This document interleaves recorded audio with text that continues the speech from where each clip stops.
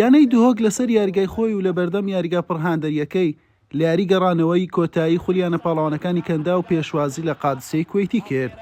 یاری چوون بەبێ تۆمارکردنی گۆڵ کۆتایی هاتبوو، هەر بۆیە لەم یاریە پێویست بوو یەکێکیان سەرکەوتن تۆمار بکات تا نازناوەکە بەرز بکاتەوە. زانە عەلی دەست پێشخەری هێرشەکان بوو، مەترسی لەسەر گۆڵ یانە کوێیتەکە دروست کرد. هەڵۆکانی چیاکان بە تەواوی کۆنتڕۆڵ یاریەکان کردبوو، هێرش لە دوای هێرشیان دەبردە سەر گۆڵی تیپی میوان. یانیک زاکری کۆدیڤواری دەرفەتێکی زۆر باشی بۆ خۆی گونجاند تا بربەستی یەکسانی بشکێنێت، بەڵام بە ئاسانی لە دەستیدا.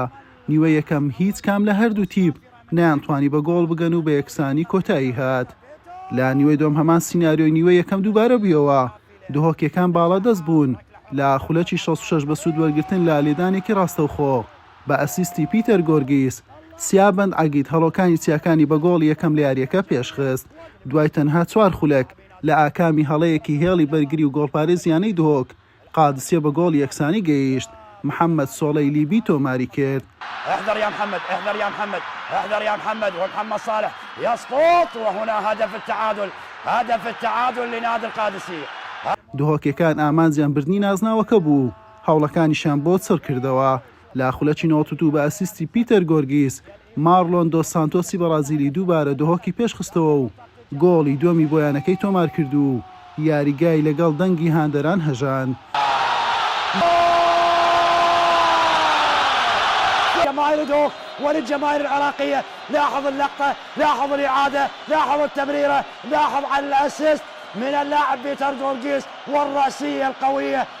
لە دواساتی یاریەکە ناوبژوان دوای گەڕانەوە بۆ ڤار، پیتەر گۆرگیسی بە کارتی سوور لە یاریەکە کردە دەرەوە، بەڵام یاری بە سەرکەوتنی دوهۆک کۆتایی هاتوو.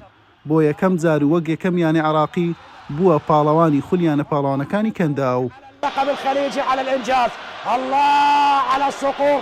هارون ئەحمەد وەک باشترین یارزانی پاڵەوانتیەکە دیاری کرا، خالید ڕەشیدی لە یانەی قادسیە وەک باشترین گۆڵپارێز و عەلی مەبخوود لە یانەی نەسری ئیماراتی وەک گۆڵکار بڕی 50,000 دۆلاریشیان پێبەخشرا.